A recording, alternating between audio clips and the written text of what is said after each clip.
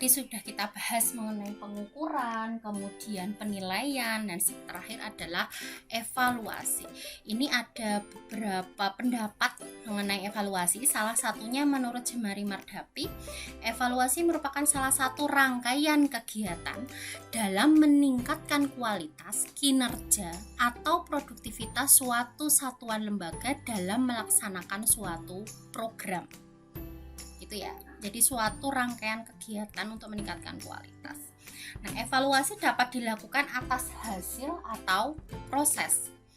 Evaluasi hasil belajar adalah cara-cara menginterpretasikan hasil pengukuran yang berupa skor menjadi nilai dengan cara tertentu dan menggunakan nilai tersebut untuk mengambil keputusan di bidang pembelajaran. Jadi awalnya adalah pengukuran itu berupa skor. Nanti dari skor itu dengan nilai, itu namanya penilaian. Dengan menggunakan nilai tersebut dipakai, menggunakan nilai tersebut dipakai untuk mengambil keputusan di bidang pembelajaran. Evaluasi hasil belajar sudah mencakup pengukuran dan penilaian hasil belajar. Evaluasi hasil belajar dapat dilakukan dengan baik apabila kegiatan evaluasi itu didahului dengan pengukuran dan penilaian. Evaluasi pembelajaran adalah suatu bentuk evaluasi program, yaitu evaluasi terhadap program pembelajaran yang komponennya evaluasi komponen input, proses, dan juga output dari hasil belajar. Jadi kalau menurut referensi ini, evaluasi itu suatu rangkaian kegiatan yang sudah didahului oleh pengukuran dan penilaian, di mana dari hasil skor diubah menjadi nilai. Dari nilai tersebut dipakai untuk mengambil keputusan di bidang pembelajaran.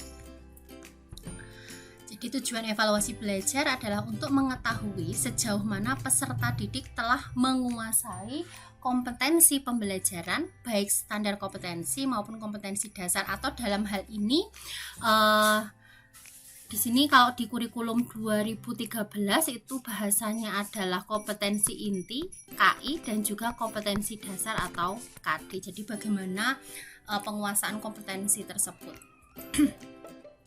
Jadi selain itu evaluasi hasil belajar juga untuk mengetahui efisiensi dan efektivitas strategi pembelajaran yang telah digunakan.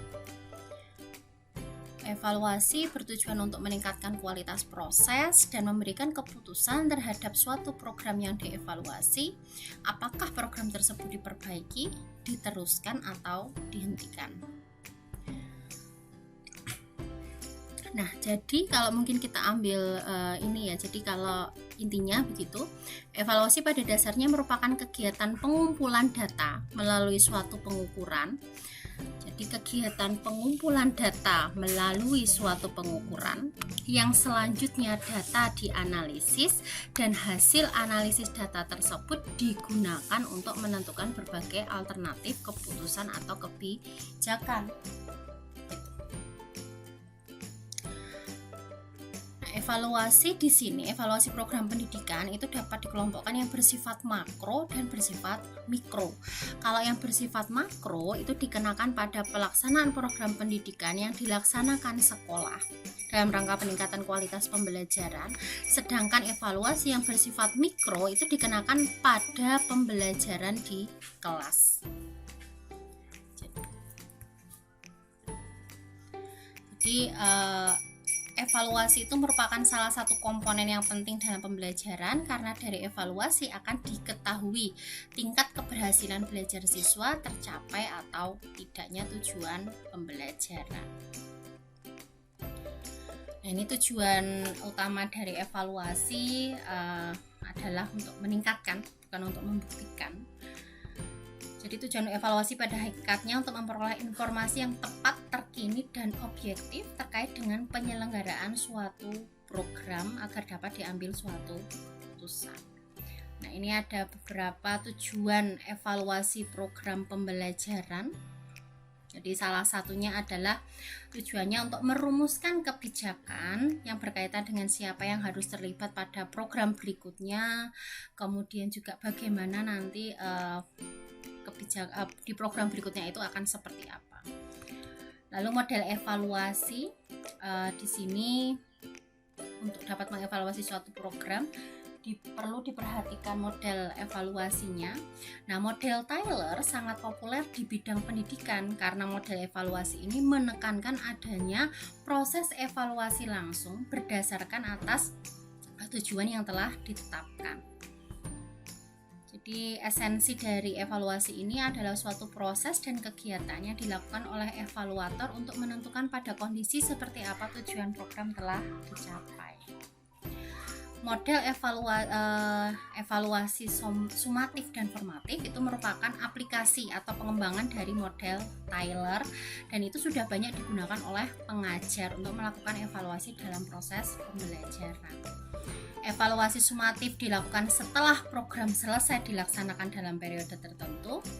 Jadi di sini nanti evaluasi sumatif menggunakan acuan penilaian, sedangkan evaluasi formatif dilakukan pada setiap akhir satu unit kegiatan untuk setiap tatap muka.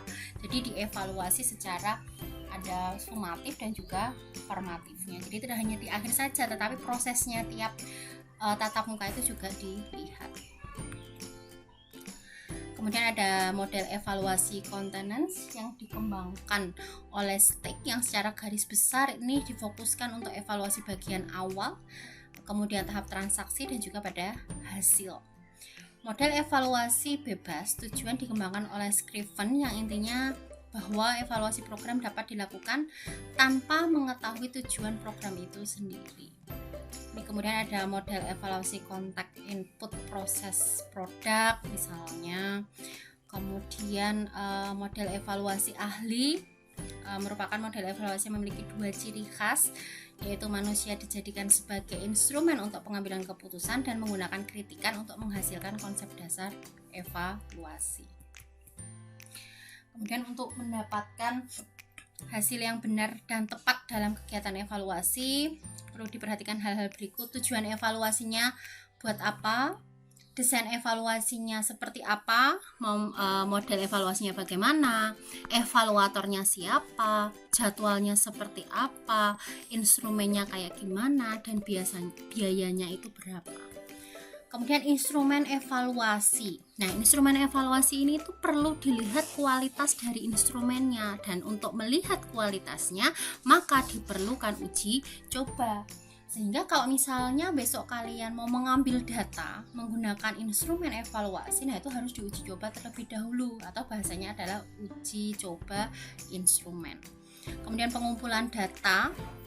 Nanti datanya bersifat apa, kuantitatif atau kualitatif, ketersediaan datanya bagaimana, respondennya siapa, waktunya kapan untuk pengumpulan data. Kemudian setelah data didapat adalah analisis dan interpretasi data. Jadi ini nanti setelah diproses, diolah datanya, kemudian ditafsirkan. Jadi dianalisis, diinterpretasi. Kemudian tindak lanjut, jadi setelah menganalisis interpretasi data, lalu tindak lanjutnya seperti apa, hasilnya untuk apa, objektivitas hasilnya seperti apa, misalkan begitu.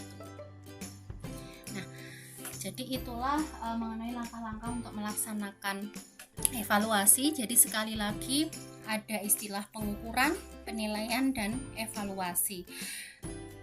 Kalau evaluasi, sebelum dilaksanakan evaluasi harus dilaksanakan dulu yang namanya penilaian, dan sebelum dilaksanakan penilaian harus dilaksanakan dulu pengukuran. Nah, bentuk dari pengukuran itu bisa berupa tes, bisa juga non tes.